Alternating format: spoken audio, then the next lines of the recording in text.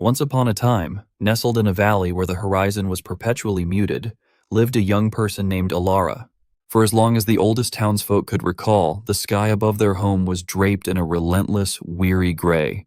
It wasn't always raining, not always stormy, but the bright, clear blue of a truly sunny day was a rare, almost mythical sight.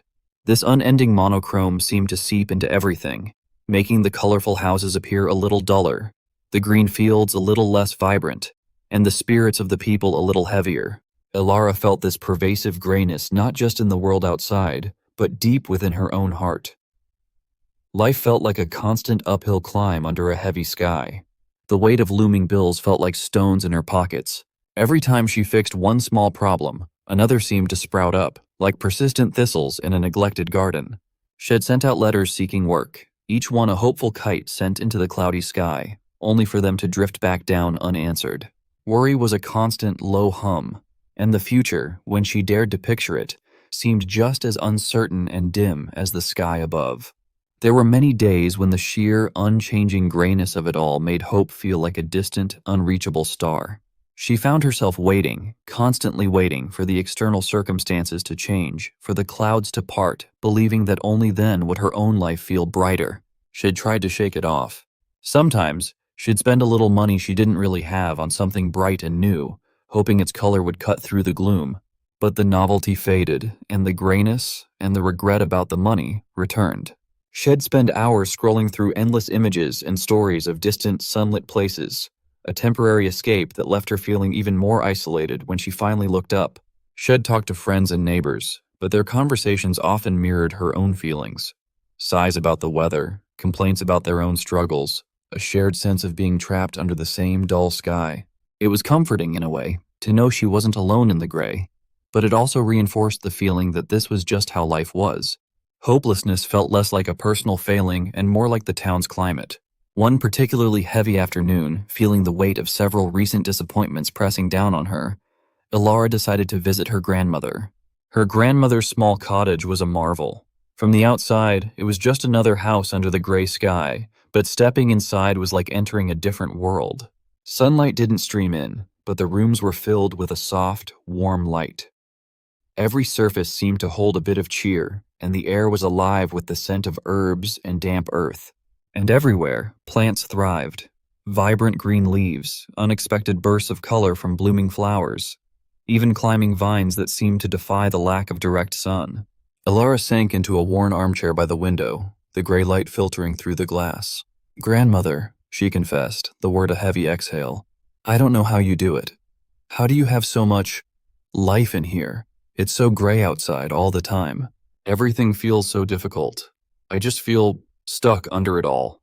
Her grandmother, tending to a pot of bright purple blossoms, smiled gently. "Ah, the gray," she murmured. "It has a way of settling, doesn't it? Not just outside, but inside too, if you let it."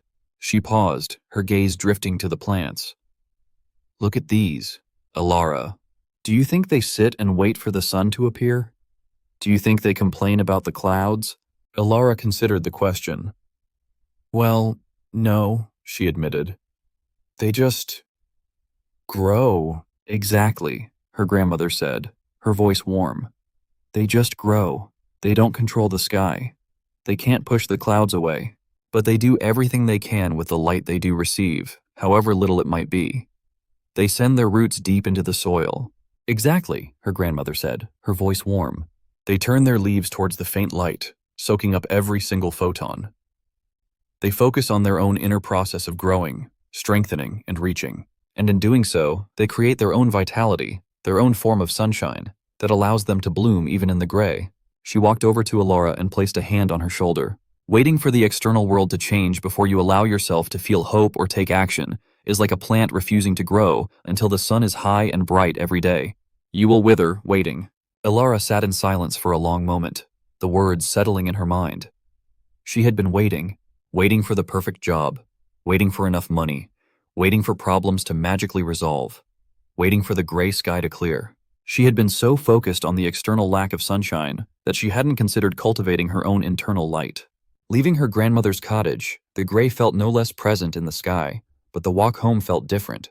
She wasn't just seeing the gray, She was also thinking about roots reaching down, about leaves turning towards faint light, about creating vitality from within.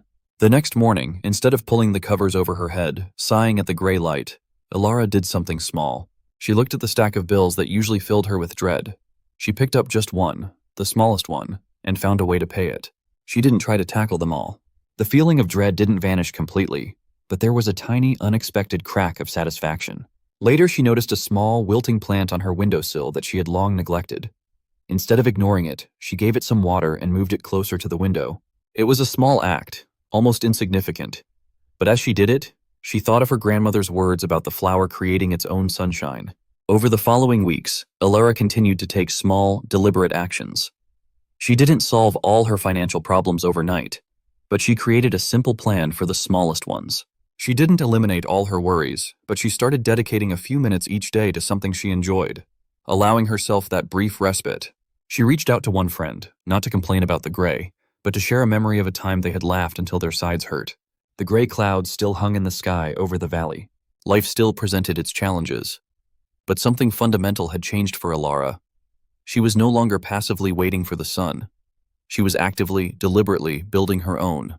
Each small act of self-care, each tiny step towards solving a problem, each moment of consciously choosing joy, was like adding a small stone to a structure within her, a structure that was capturing the faint light and generating its own warmth.